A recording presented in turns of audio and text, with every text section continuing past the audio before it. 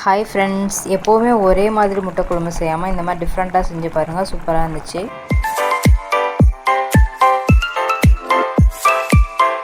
முட்டையை பாயில் பண்ணிக்கலாம். ஒரு கடாயில் 2 டேபிள் ஸ்பூன் நல்லெண்ணெய், 2 கிராம்பு, கசகசா, ஃபெனல் சீட் இருக்குது பார்த்தீங்களா, பெருஞ்சீரகம், அது வந்து போட்டுக்கோங்க. கொஞ்சம் ஸ்மெல்லு சூப்பராக இருக்கும். இப்போ வந்து பிரிஞ்சி இலை இருக்குல்ல, அது கொஞ்சம் ஆட் பண்ணிக்கோங்க. சின்னமன் ஸ்டிக்கு, பட்டை இருக்குல்ல, அது இது போட்டு நல்லா பொரியவும். இது கூட வந்து வெங்காயம், சின்ன வெங்காயத்தை கட் பண்ணி போட்டிருக்கேன். பெரிய வெங்காயம் கூட போடலாம், சின்ன வெங்காயம் டேஸ்ட் கொடுக்கும். இப்போ வந்து நம்ம ஓப்பன் பண்ணிக்கலாம். கலர் சேஞ்ச் ஆகிருக்கு பார்த்தீங்களா. இப்போ வந்து மீடியம் சைஸ் தக்காளி 2 தக்காளி வந்து கட் பண்ணிடுறேன். இந்த மாதிரி குட்டி குட்டியாக கட் பண்ணி போட்டிங்கன்னா சீக்கிரமாக பாயில் ஆகிடும். இப்போ தக்காளி ஆட் பண்ணிவிட்டு, தக்காளி வேகிறதுக்கு கொஞ்சம் சால்ட் ஆட் பண்ணிவிட்டு லைட்டாக மிக்ஸ் பண்ணிடுங்க. இது க்ளோஸ் பண்ணிடலாம். இப்போது க்ளோஸ் பண்ணிவிட்டு இப்போ ஓப்பன் பண்ணிங்கன்னா கலர் சேஞ்ச் ஆகிருக்கு பார்த்தீங்களா. இப்போ வந்து நல்லா மேஷை வச்சு இப்படி அமுத்தினீங்கன்னா நல்லா அமுங்கிடும். இது கூட வந்து கருவேப்பிலை ஆட் பண்ணிக்கலாம்.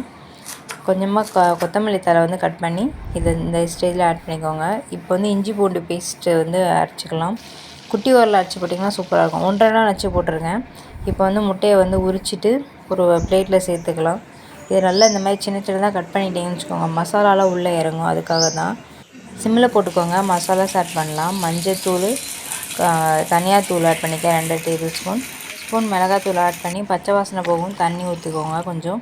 இப்போ அரைச்சிக்கலாம். தேங்காய், சின்ன வெங்காயம், கொஞ்சம் பொட்டுக்கடலை, நிலக்கடலை, இது 4 போட்டு மிக்சியில் அரைச்சிக்கலாம். இப்போ எண்ணெய் பிரிஞ்சு வந்திருக்கு பார்த்தீங்களா, நல்லா கெட்டியாக இருக்குது. இந்த கரெக்டான ஸ்டேஜில் இருக்குது. இப்போ வந்து அந்த பேஸ்ட்டை ஆட் பண்ணிக்கலாம், கோகோனட் பேஸ்ட்டு. இதை போட்டு மிக்ஸ் பண்ணதுக்கப்புறமா நல்லா சூப்பராக கொச்சிட்ருக்கு பார்த்தீங்களா, தலைன்னு. இப்போ சால்ட் ஆட் பண்ணி ஒரு பேனில் எண்ணெய் ஊற்றி இந்த மாதிரி ஸ்ப்ரெட் பண்ணிவிட்டு இதில் வந்து குழம்பு தூள் போட்டுக்கோங்க, கொஞ்சம் மஞ்சத்தூள், இது 2 போட்டு நல்லா இந்த மாதிரி மிக்ஸ் பண்ணிவிட்டு இதில் வந்து நம்ம கட் பண்ணி வச்சுருக்க முட்டை இருக்குது பார்த்தீங்களா, அது இதில் ஆட் பண்ணிக்கலாம். ஆட் பண்ணிவிட்டு எல்லா சைடும் வந்து இந்த மாதிரி திருப்பி போட்டுக்கோங்க. மசாலாலாம் உள்ளே இறங்கும். இந்த நம்ம கீரி போட்டிருக்கோம்ல, அது வழியாக மசாலாஸ் உள்ளே இறங்கும். இப்போ வந்து நம்ம கிரேவி நல்லா சூப்பராக கொச்சிட்ருக்கு. எண்ணெயெல்லாம் பிரிஞ்சு வந்துருக்கு பார்த்தீங்களா சைடில்.